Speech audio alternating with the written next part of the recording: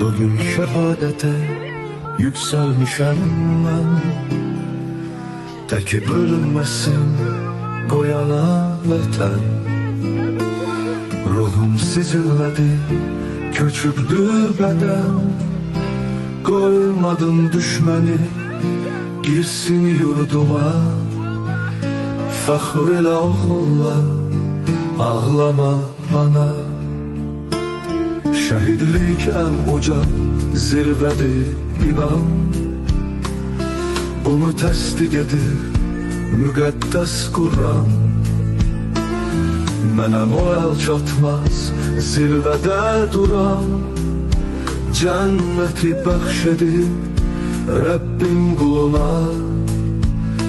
Fəxr elə mənimlə ağlama ana.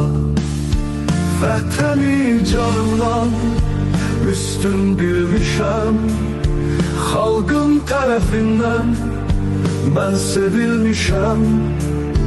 Türkəm bir ölmüşəm, min dirilmişəm. Qəhrəman deyirlər sənin oğluna. Fəxr elə mənimlə ağlama ana.